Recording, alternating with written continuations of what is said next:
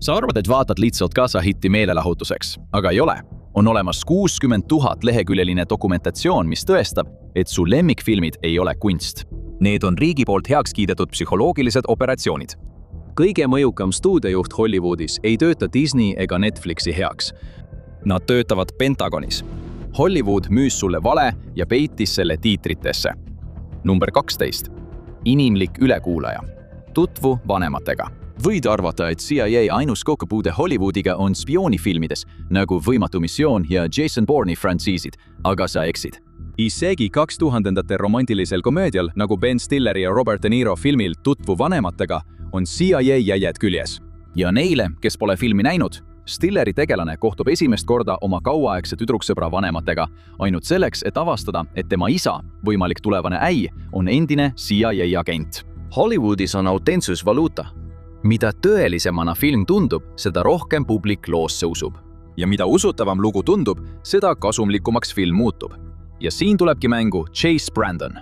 Ta on üks tähtsamaid tegelasi, kui rääkida CIA ja Hollywoodi varjatud sidemetest. Ta on nii kummaline ja huvitav mees, et temast võiks lausa filmi teha. 35 aastat CIA-s töötanud veteran, kes tegutses varjatult juhtiva agendina salateenistuses.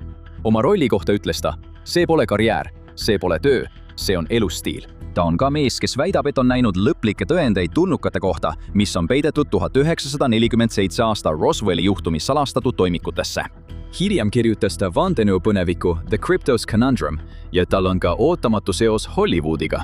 Ta on legendaarse näitleja ja Mehed musta staari Tommy Lee Jonesi nõbu. Aga see seos on veidi enamat kui lihtsalt huvitav fakt.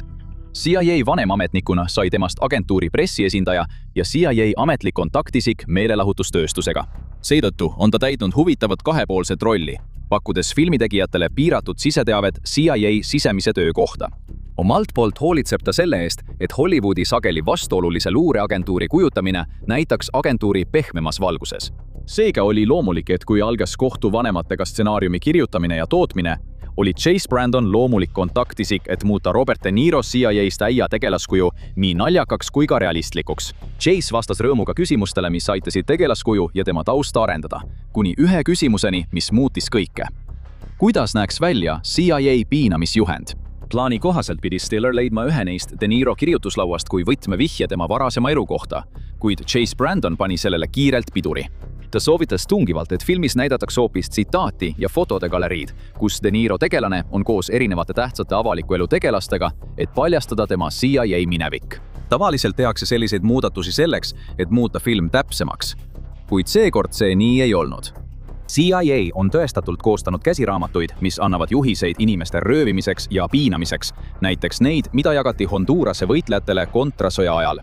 Seda kinnitasid 1997 aastal avalikustatud teabevabaduse seaduse alusel saadud dokumendid. Seega ei olnud see muudatus lihtsalt abivalmis CIA töötaja katse aidata filmil faktidele truuks jääda. See on kindel näide sellest, kuidas CIA manipuleerib meelelahutustööstuse stsenaariumitega, et puhtaks pesta mõningaid oma kõige sarnasemaid elemente. Kui nad on valmis seda tegema ühe visuaalse nalja pärast 2000-ndate romantilises komöödias, kui kaugele on nad valmis minema filmide puhul, kus nemad ja nende huvid on palju rohkem esil? 11. punkt. CIA enda James Bond, Ryan Vers. 20. sajandi teine pool oli CIA jaoks avalike suhete mõttes väga halb aeg. Nende eelkäija organisatsiooni, OSS-i, kiideti kangelasteks nende töö eest teises maailmasõjas. Aga ajaks, kui Chase Brandon üritas filmides CIA mainet parandada, olid nad skandaalidesse mässitud, alates ebapopulaarsetest režiinivahetustest globaalses lõunas kuni kuulujuttude ja süüdistusteni uimastikaubanduses osalemises kodumaal. Nad olid Ameerika seinal tume vari, kus olekski parem koht kui Hollywood, et see maine taas tõelist Ameerika kangelast omaks pesta. Seepärast hakkasimegi 1990-ndatel nägema šokeerivalt palju filme, mis valmisid otsese CIA kaasabil. Patriotide mängud 1992. Aasta Ameerika põnevik, kus Harrison Ford mängib kangelaslikku endist CIA agenti Jack Ryanit, põhineb Tom Clancy romaanil. Selle kujutlus CIA-st oli sügavalt romantiseeritud. See oli peaaegu nagu filmilik armastuskiri CIA-le. Tom Clancy oli CIA hea sõber ja otsene kirjavahetaja, nii et Jack Ryan esindas midagi, millest agentuur oli kaua unistanud. Agentuuri vastust James Bondile. Turundatavat sümbolit, mis parandaks avalikku arvamust ja suurendaks värbamist. Chase Brandon vihkas muide James Bondi, öeldes Bondi kohta: Sa ei tee oma tööd. Kogu mõte on selles, et sa ei oleks silmatorkav. Ja siiski toetas CIA kogu jõuga filmi Patrioodimängud. Nad lubasid uurimistööks mitmeid külastusi Langley peakorterisse ning tootmismeeskonnale mitte ainult ei antud luba seal filmida, vaid neid ka aktiivselt julgustati seda tegema. See on samasugune kokkulepe, mida näeb ka sellistes filmides nagu Värvatud ja Oscari võitnud Argo. Kõik need kujutavad CIA agente silmapaistvates kangelaslikes rollides CIA loal.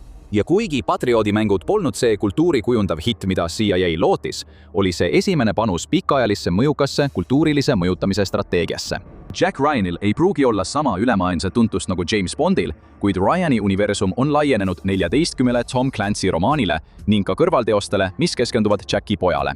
See universum hõlmab 7 erinevat filmi, kus teda on kehastanud mitmed näitlejad ning ülimenukat mitme hooajaga Jack Ryani telesarja Prime Videost, mis alustas 2018. aastal. Tõenäoliselt ei üllata sind, et see kõik jätab CIA agentidest mulje, nagu nad oleksid superkangelased. Ja me pole veel isegi jõudnud nende tegelike superkangelasteni, kelle kujundamisel USA valitsus on kaasa aidanud. Number 10. Chase Brandoni ajastu, Värvatud. Chase Brandoni töö CIA variprodutsendina ei lõppenud filmiga Kohtumine vanematega mitte mingil juhul. Tema tegelik võim CIA esindajana Hollywoodis algas 1996 aastal, mil ta aitas toota üle tosina filmi ja telesaate, hoolitsedes samal ajal selle eest, et CIA-d kujutataks võimalikult positiivses valguses. Tavalisele stsenaristile, kes elab palgapäevast palgapäevani, võis ta tunduda kui unistuste kontaktisik. Ta väitis, et tal on rohkelt kogemusi välismissioonide läbiviimisel, mis hõlmavad rahvusvahelist terrorismi, vastumässutegevust, ülemaailmset narkokaubandust ja relvade salakaubavedu. See ongi see, millest märulifilmi tehakse. Eeldusel, et oled valmis ametlikku joont järgima. Eriti kui vaadata Brandoni karjääri ajajoont, on mõned spekuleerinud, et tema niinimetatud salajane varitöö võis kattuda CIA kõige vastuolulisemate operatsioonidega 1970. aastate Lõuna-Ameerikas. Need samad operatsioonid, mida ta hiljem veetis aastaid vaikselt püüdes Hollywoodi lugudest kustutada. Brandon ise väidab, et ta on olnud tehniline nõustaja mitmete Hollywoodi produktsioonide juures, sealhulgas Värvatud, Enemy of the State, Võimatu missioon 3, Bourne'i identiteet. Ja muidugi ka Kohtu vanematega ning selle järg, mille nime me YouTube'is tegelikult öelda ei saa. Aga on olemas märkimisväärseid tõendeid, mis näitavad, et Chase Brandon oli eriti just filmi Värvatud puhul palju enamat kui lihtsalt tehniline nõustaja. Omar Ramatis, The CIA in Hollywood, How the Agency Shapes Film and Television, vastas Tricia Jenkins, et Brandon oli sisuliselt esimese täismahus stsenaariumi mustandi autor. Väidetav peaautor Roger Town oli veidi enamat kui lihtsalt nukk, kes tegi vaid väikeseid panuseid. Ühes lekinud vestluses nende kahe vahel kirjutamisprotsessi ajal ütles Brandon järgmist. Olgu, Raj, nüüd on sinu kord Medfordi kõnega särada. Ma annan sulle isegi võimaluse teda kirjeldada. Muide, siin on ilmselgelt mingi pidev kokkulepe. Üks Towni teistest kirjutajatöödest oli 1999 aasta telepõnevik Spioonide seltsis, mis valmis samuti märkimisväärse CIA kaasabil. Võiks väita, et Chase Brandonil oli lihtsalt kirg kirjutamise ja filmi tegemise vastu ning tema ametlik CIA kaasatus nendesse filmidesse oli enamasti juhuslik. Ja see skepsis võiks olla õigustatud, kui CIA poleks üritanud varjata Chase Brandoni osaluse ulatust. Veebisait spyculture.com on teinud põhjalikke uurimisi Chase Brandoni mõjude kohta filmitööstuses. See leidis isegi üles vanad CIA sisemise ajakirja What's News at CIA numbrid, kus Chase Brandoni nimi on ära kustutatud. Aga sa võid siiski aru saada, et selle musta riba all on tema nimi. Mis puudutab Chase Brandoni karjääri pikka varju Hollywoodi üle ja seeläbi ka avalikku arusaama CIA-st, siis tema rolli võib pidada agentuuri erakordselt strateegiliseks investeeringuks. Aga kogu see olukord, kus filme tasu eest mõjutatakse, on palju suurem kui ainult CIA. See on otse meie silme all peidus olev vandenõu, mis ulatub üle mitme USA valitsuse haru. CIA võim ja mõju on tegelikult vaid tilk meres, kui võrrelda seda Kaitseministeeriumi toore jõuga. 9. koht. Must nimekiri 13 päeva. Üks pingelisemaid perioode, mitte ainult Ameerika ajaloos, vaid kogu inimkonna ajaloos oli 1962 aasta. Kuuba raketikriis. Diplomaatia ja tuumahävingu piiril kõndivat pinget kujutati kuulsalt 2000 aasta Kevin Costneri põnevikus 13 päeva. Ja see on film, mida sa peaaegu polekski näinud. Pentagon üritas seda karistada, kuna see ei toetanud nende narratiivi. Oleme näinud, kuidas mõjukas Ameerika valitsusosakond võib oma propagandat filmidesse sokutada. Siin on, mis juhtub siis, kui sa nendega koostööd ei tee. Filmi nagu 13 päeva tegemine esitab filmitegijale 2 suurt väljakutset. esimene on see, kui palju sõjaväetehnikat on vaja, et külma sõja apokalüptilist pinget täpselt kujutada. Teine on see, et kuna sõjaväetehnoloogia areneb väga kiiresti, on 1962 aastasse paigutatud film kindlasti ajastufilm. Et ajaloohuvilistele oleks film kaasahaarav, peab selline film tehnikaga täppi panema. See tähendab ajastut ruusid sõidukeid, relvi ja vormiriideid kuni kõige pisemate detailideni. Ja sellise autentsuse saavutamiseks pöörduvad stuudiad sageli Kaitseministeeriumi poole, kasutades nii aktiivsete ekspertide abi kui ka muuseumikogudes olevat vananenud sõjatehnikat. Enne kui suhtlus katkes, andis Pentagon kasutada osa tolleaegseid laevu, lennukikandjaid ja lennukeid, sealhulgas USS Enterprise'i ja USS Joseph P. Kennedy Jr. Kaitseministeeriumi muud panused hõlmasid säilitatud F-8 Crusaderit ja Lockheed U-2 luurelennukit. Probleem seisnes selles, et Kaitseministeeriumile ei meeldinud, kuidas filmis kajastati teatud ebamugavaid tõdesid. Näiteks seda, kuidas staabiülemate ühendkomitee surus peale tuumalöögi andmist esimesena. Samm, mis oleks võinud viia kogu elu ja tsivilisatsiooni lõpuni maal, nagu me seda tunneme. Õnneks jäi peale kainem mõistus, kuid USA sõjavägi ei tahtnud, et avalikkus teaks, et nemad ei olnud nende kainete peade hulgas. Kaitseministeerium nõudis selle stseeni eemaldamist filmist, kuid loojad näitasid üles moraalset selgroogu ega andnud järele. See põhimõttekindel tegu sai kiiresti karistatud Kaitseministeeriumi poolt, kes võttis filmilt kogu oma toetuse ja füüsilised ressursid. Siiski, hoolimata sellest, et see oli ilmselgelt katse filmivõtet seestpoolt kokku kukutada, näitasid 13 päeva tegijad end üllatavalt leidlikena. Nad kasutasid Filipiine Kuuba asemel, sealhulgas piirkondi Clarki õhuväebaasi ümbruses. See kuulus kunagi USA'le ja nüüd haldab seda Filipiinide õhuvägi. Baasis juhtus olema ka hulk vanemaid, mittetöötavaid lennukeid, mis tegi selle kasulikuks filmiajastu atmosfääri taasloomisel. Nad vanandasid ja restaureerisid varustust ning kinnitasid need liikuvate veokite taha, et need näiksid töökorras. Ja see toimis. Kuigi film ei olnud kassahitt, sai see häid arvustusi. Muide, võimalus näidata filmi USA sõjaväebaasis Saksamaal keelati. Samal põhjusel loobus ka Kaitseministeerium oma abist. Kummalisel kombel sai Kevin Costner siiski võimaluse näidata Fidel Castrole film Isiklikud Kuubal. Kuigi 13 päeva on ideaalne näide tagasilükkamise taktikast, on see tegelikult vaid üks 10 ikoonilistest filmidest, mida Kaitseministeerium keeldus toetama. Need on vaid mõned kõige pöörasemad näited. Armee lükkas algselt filmi Forrest Gump tagasi mitmel põhjusel, sealhulgas vihje tõttu, et vaimse puudega mees saadetakse Vietnami sõtta. See on täielik vastand päriselule, kus sõjavägi viis ellu projekti 100 000, ühe suurima häbipleki sõjaväe ajaloos sõjas, mis oli neid täis. Nad võtsid vaimse puudega inimesi ja paigutasid nad üksustesse, kus neid sisuliselt käsitleti kahurilihana. Jäädes Vietnami juurde, lükkasid nad tagasi ka võimaluse töötada Oliver Stone'i filmi Rühm juures, kuna see näitas USA sõjakuritegusid ja frackingu juhtumeid. USA sõdurite omade pihta avatud tuld, mis oli tõestatult aset leidnud. USA merevägi lükkas filmi Ohvitser ja härrasmees tagasi, kuna see näitas neid halvas valguses. Tuutmin tekitas nii palju muret, et kui film sai abi Kanada mereväelt, helistasid USA mereväe ametnikud väidetavalt ka neile, julgustades neid samuti koostööst loobuma. Sõjavägi loobus filmist Visa Hing 2, sest selle Noriega-laadse kurikaela taustalugu meenutas neile liiga palju Iraan-kontraskandaali. Nii iseseisvuspäev kui ka Marss ründab kaotasid toetuse, kuna need ei kujutanud USA sõjaväge piisavalt tugevana tehnoloogiliselt arenenud tulnukate sissetungijate vastu. Need keeldusid samuti toetamast filmi Commando, Arnold Schwarzeneggeri märulifilmi, mis on üks selle žanri kõige ülepakutumaid teoseid.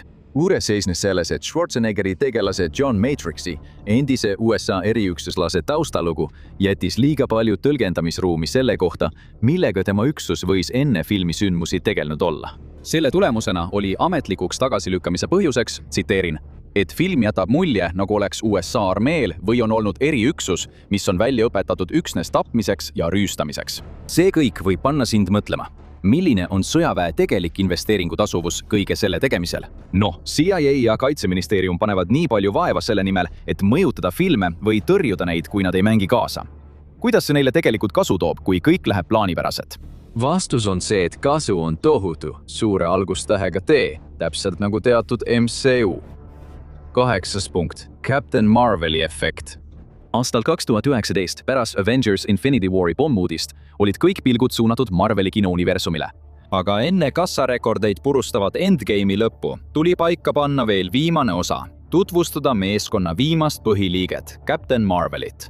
Ja pärast seda, kui film teenis pea $1 miljardit võrra rohkem kui selle eelarve, osutus see tohutuks eduks nii filmi enda kui ka selle salajase osaniku USA õhujõudude jaoks. Peategelane Captain Marvel on Carol Danvers, naissoost õhujõudude piloot, kes saab jumaliku jõu pärast juhuslikku kokkupuudet tulnukaga.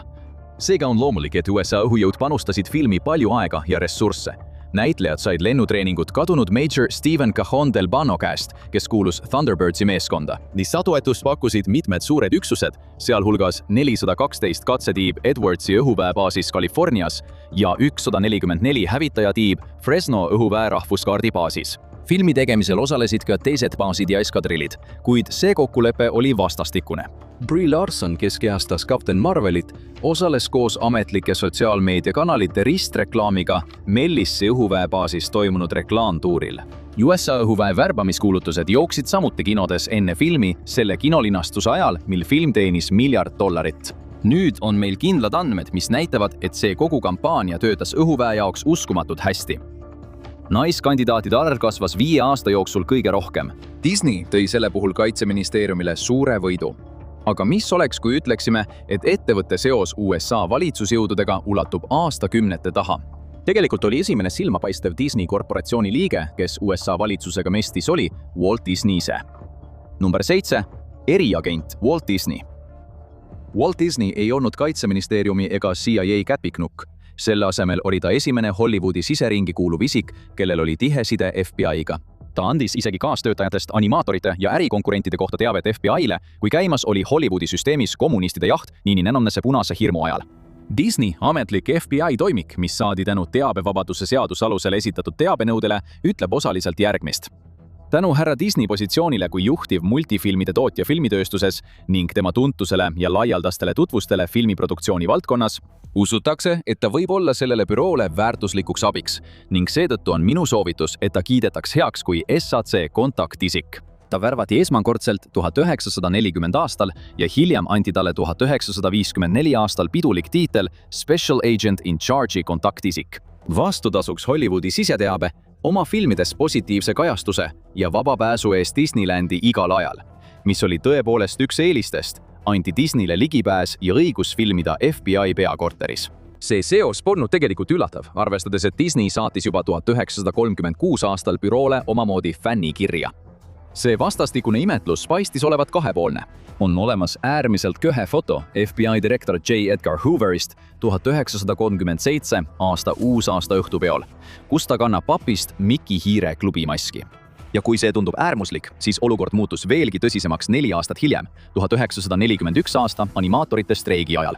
Pärast seda, kui Disney vallandas töötajad, kes olid seotud ametiühingu loomisega, pakkus FBI direktor J. Edgar Hoover väidetavalt toetust, mis kriitikute sõnul aitas liikumist survestada ja hirmutada.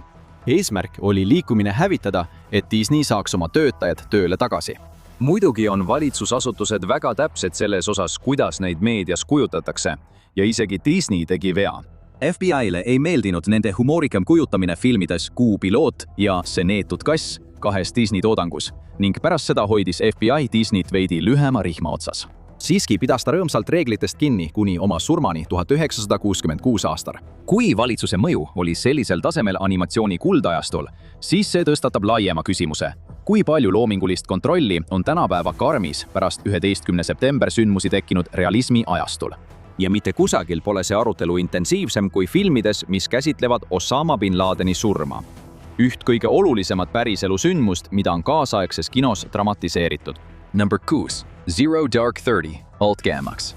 2012 aasta poliitiline põnevik Zero Dark 30 on pehmelt öeldes vastuoluline film. Kassahitist film, mis räägib bin Ladeni jälitamisest, sai kriitikat selle eest, et kasutati päris helisalvestisi inimestest, kes hukkusid 11. septembri rünnakutes. Selle narratiivi kohta öeldi, et see toetab piinamist kui meetodit kinnipeetavatelt teabe saamiseks. Kuid kõige enam olid seal varjatud ja võimalik, et ebaseaduslikud salakokkulepped CIA liikmetega siseinfo saamiseks. Stsenarist Mark Bowl ja režissöör Catherine Bigelow kostitasid sõna otseses mõttes neid agente, kellelt nad infot soovisid saada. Nad meelitasid neid siseinfot jagama rikkalike õhtusöökide ja kalli alkoholiga, et agendid tunneksid end mugavalt kõiki mahlakaid üksikasju jagades. Võiks arvata, et selle tulemusena valmib paljastav ja aus film, mida CIA ei tahaks avalikkusele näidata. Kuid tegelikult see nii ei olnud. teabevabaduse seaduse Freedom of Information Act alusel esitatud kohtuhagi paljastas, et CIA ja Justiitsministeerium vaatasid üle, kas filmitegijad võisid föderaalametnikega suheldes ületada seaduslikke või eetilisi piire. Väidetavalt alustati sisemist uurimist. Lõpuks ei esitatud Zero Dark 30 meeskonna vastu ühtegi süüdistust, sest film tegi täpselt seda, mida nad soovisid. Pea meeles, et üks filmi peamisi kriitikaid oli see, et see õigustas piinamise kasutamist Bin Ladeni jälitamisele. Noh, kes sinu arvates neid meetodeid kasutas? Õige, CIA. Pärast seda, kui nende tõhustatud ülekuulamismeetodite õõvastavad üksikasjad avalikkuse ette lekkisid, tahtsid nad kiiresti oma mainet päästa. Ja kui sa tahad seda teha, siis on palju parem teha seda läbi Hollywoodi kassahiti kui mõne pressikonverentsi kaudu, mida tavaline ameeriklane tõenäoliselt kunagi ei vaata. CIA tegi siiski pärast seda avalduse, andes kogu juhtumile kohustusliku hukkamõistva noomituse ja öeldes: pärast filmi Zero Dark 30 on CIA täielikult ümber korraldanud oma suhtlusprotseduurid meelelahutustööstusega. Agentuur lõi meelelahutustööstuse päringute jaoks tsentraliseeritud andmebaasi ning 2012 aastal andis välja põhjalikud uued juhised juhtkonnale seoses kontaktide ja toetusega meelelahutustööstusele. Aga kui sa arvad, et CIA ja meelelahutustööstuse vahele ehitatakse tõesti mingit sisulist müüri, siis sa pole piisavalt tähelepanelik olnud. Aga mis juhtub siis, kui üks neist agentuuridest otsustab, et nende parim käik on kogu asi täielikult lõpetada? Selgub, et nad saavad ka seda teha. Number 5. Kummitusprojektid, vastumeetmed. Kas sa mäletad 90ndate keskpaiga sõjaväepõnevikku Vastumeetmed, mille peaosas oli Gina Davis? Ei? Noh, sa ei mäleta, sest tänu Kaitseministeeriumile seda filmi kunagi ei tehtudki. Sind ilmselt ei üllata, et Kaitseministeeriumilt abi taotlemise protsess filmi tegemiseks on täis bürokraatiat. Nad nõuavad kokkuvõtte stsenaariumi koopiat, kui nad ei ole projektiga seotud olnud juba enne stsenaariumi kirjutamist. Filmitootjad võivad alati oodata neilt väga üksikasjalikku vastust kõigi soovitud muudatuste või täieliku tagasilükkamise põhjustega. Ja kui asi puudutas vastumeetmeid, mis pidi toimuma USA mereväe taustal, oli neil pööraselt palju märkusi. Neile ei meeldinud üldse, et mereväe vastutusel toimunud tuumaõnnetus oli süžee osa, sest nad kartsid, et see jätab neist ebakompetentse mulje. Neile ei meeldinud ka seksistlikud, naisi taga ajavad mereväe värvatud tegelased, sest merevägi oli sattunud ahistamisskandaali pärast seda, kui grupp purjus mereväe piloote pani Las Vegase hotellis toime jõledaid tegusid. 83 naise ja 7 mehe vastu. See oli nii kurikuulus juhtum, et sellest sai tuntud Tailhooki skandaalina. Kuid lõplikuks hoobiks countermeasuresile sai vandenõuline süžee, mida peategelane paljastas. See meenutas häirivalt Iraan-Contra afääri. Mereväe esindaja märkis: meil pole mingit põhjust Valget Maja halvustada ega avalikkusele Iraan-Contra afääri meelde tuletada. Nad keelasid produktsioonil kasutada üht oma lennukikandjat ja kuna filmi ainulaadne müügiargument oli just lennukikandja tegevuspaik, siis ilma kandjata pole ka filmi. Sarnaseid võtteid kasutati ka 1993 aasta filmi Tuleväljad sulgemisel, mille stsenaariumi kirjutas ja mille aluseks oli tõelise Vietnami sõja veterani kogemused. Loomulikult, kuna USA armee oli seotud mitmete õõvastavate sõjakuritegudega Vietnamis, kujutati USA sõdureid tegemas mõningaid elutruult koletuid tegusid. Kui produktsioon pöördus USA sõjaväe poole abi saamiseks, siis neile keelduti. Põhjendus oli järgmine. Tsitaat, et sellised kuritegelikud tegevused tegelikult toimusid ja on dokumenteeritud. Aga andes filmile ametliku toetuse, oleks Merejalavägi ja Kaitseministeerium vaikimisi tunnistanud neid kui igapäevaseid, kuid kahetsusväärseid sõjaaspekte. Seega jäi film tegemata. Filmi tapmine, mis poleks sind aidanud, on odav ja lihtne viis Kaitseministeeriumi maine päästmiseks. Aga milline film tõestas tõeliselt, et kassahiti rahastamine võib kõike muuta? 4. koht, algpad, Top Gun. Top Gun oli 1986. Aasta enim tulu toonud film, mis oli kinomaailmas üsna tiheda konkurentsiga aasta. Merevägi poleks suutnud paremat ja kallimat reklaami mereväe piloodiks hakkamisele ette kujutada, isegi kui nad oleksid proovinud. Film müüs maha kõik. Oskused, põnevuse, tehnika, lendurite vahel tekkinud sidemed ja sõprused. Ja see polnud sugugi üllatav. Merevägi oli sellesse äärmiselt tihedalt kaasatud, pakkudes nii varustust kui ka teadmisi, mis muutsid selle esimese filmi nii kaasahaaravaks hüppeks muidu varjatud maailma. Õhuvägi paigutas isegi filmi mõningate seansside juurde värbamislauad, et püüda kinost lahkuvaid inimesi, kes olid filmist eriti elevil. Me võime tänada Top Guniga selle eest, et Pentagon on hakanud osalema ka teistes filmides. Glenn Roberts, kes oli kunagi Pentagoni meelelahutussidemete büroo juht, sai esimest korda inspiratsiooni sõjaväekarjääri kasuks otsustamiseks just Top Guni vaatamisest, kui ta oli vaid 16-aastane. USA sõjaväe jaoks on see tõesti kingitus, mis muudkui toob kasu. Aga kui palju see siis tegelikult andis? Kuulujutud 500% suurusest värbamishüppest on liialdatud, kuid film mõjutas mereväge siiski märgatavalt, põhjustades otseselt 8% kasvu piloodiks pürgijate arvus. Rääkimata tohutust fännibaasist Tom Cruise'i tegelaskuju Mavericki ümber, mis viis üldise positiivse muutuseni selles, kuidas tavalised inimesed mereväe lendureid tol ajal nägid. On selge, et sõjavägi oli esimese filmi tulemusega sisemiselt väga rahul, sest nad lootsid, et sama edu kordub ka teise filmiga, Top Gun Maverickiga. Ja nad ütlevad selle kohta nüüd ka avalikult välja, mida varem vaikselt mõeldi. Kindralmajor Edward Thomas, õhuväe värbamisteenistuse juht, ütles: kui originaalne Top Gun välja tuli, said merevägi ja õhuvägi päris korraliku värbamislisa. Me loodame, et inimesed lähevad taas elevile selle üle, mida me teeme. Me lihtsalt tahame, et nad tuleksid meiega liituma. Me tahame, et nad oleksid põnevil sõjaväeteenistuse üle.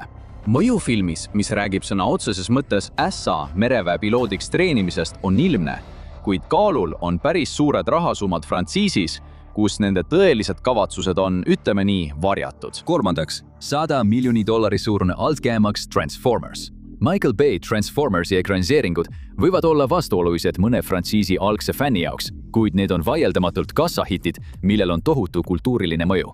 See teeb neist äärmiselt tulusa platvormi, kus sõjavägi saab ameeriklastele oma seisukohta tutvustada.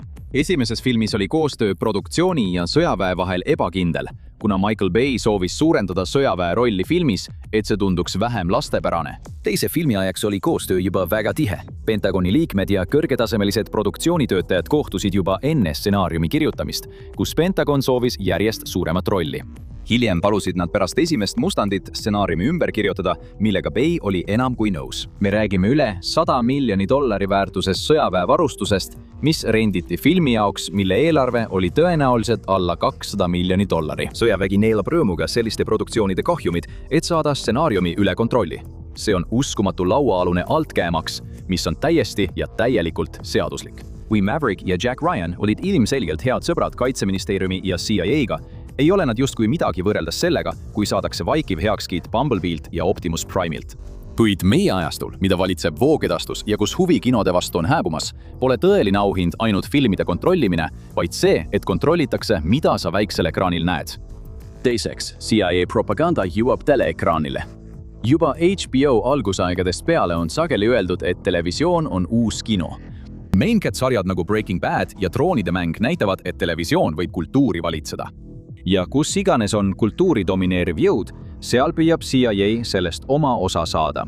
Ja ausalt öeldes on CIA osalusega populaarsete telesaadete arv hämmastav. 2 hooajaga CIA draamasari Agentuur ennustas kummaliselt ette CIA tulevase sõja Bin Ladeniga juba enne 11. septembri terrorirünnakuid. See oli veel üks Chase Brandoni projekt, mille eesmärk oli muuta agentuuri töö põnevaks, seksikaks ja, mis kõige tähtsam, näidata seda kui olulist keskmise USA kodaniku turvalisuse seisukohalt. Alias, veel üks CIA spioonipõnevik, oli samuti kõikjal eriagentide käekiri. Seda tootis J.J. Abrams, kellel on varasem kogemus CIA ja sõjaväe abiga tehtud filmide nagu Armageddon, Igavesti noor ja Võimatu missioon kallal töötamisel. Ja Jennifer Garner, saate peaosaline, valiti hiljem isiklikult Chase Brandoni poolt CIA värbamiskampaania reklaamis osalema. Jonathan Nolani sarjal kahtlusalune oli 2 silmapaistvat sõjaväekonsultanti, James D. Deaver ja Tony Camarino, kellest viimane oli professionaalne sõjaväe ülekuulaja. Kuid see tase jääb kaafatuks võrreldes sarjaga Ameeriklased, mille kirjutas endine CIA ohvitser Joe Weisberg ning mille stsenaariumid vaatasid täpsuse huvides üle ametis olevad CIA töötajad. Ja võib-olla kõige rohkem CIA mõjuga on sari Kodumaa, mis räägib CIA agendist, kes nurjab USA pinnal terrorirünnaku. Sarja tootmist nõustasid nii praegused kui ka endised CIA agendid nagu Chuck Hogan ja John McAfee. Siin filmiti CIA peakorteris Langley's, mis, nagu te juba teate, ei juhtu, kui nad stsenaariumide sisuga ei nõustu. Näitlejad külastasid isegi Langley't ja tegid seal seriaali privaatse linastuse. Sõjaline meelelahutuskompleks on tohutu. See on suurem, kui USA valitsus kunagi arvas, et see olla võiks. Ja see kõik on tõsi, kenasti ametlikes dokumentides kirjas. Esiteks, 60 000 leheküljeline audit varjustuudio. Selle video vaatamine on ilmselt andnud sulle aimu, kui palju filme ja telesaateid liigub läbi CIA meelelahutustööstuse kontaktisiku kontrolliprotsessi. Kuid tegelik arv on siiski šokeeriv. Üle 2500. See on see arv, mille üle CIA-l ja Pentagonil on vetoõigus. Ja see on rohkem kui kogu Disney Plussi kataloog. Järgmisel korral, kui vaatad filmi või telesaadet, siis mida realistlikum tundub CIA või sõjaväe kujutamine, seda tõenäolisemalt on see autentsuse tunne hoolikalt loodud. Ja mis näib realistlik, võib mõnikord olla kõige tõhusam mõjutamise viis lugude jutustamisel. Tahad veel veidi kahtlast siseinfot CIA kohta? Siis vaata tõelist lugu CIA ja crack kokaiini kohta. Või vaata hoopis seda.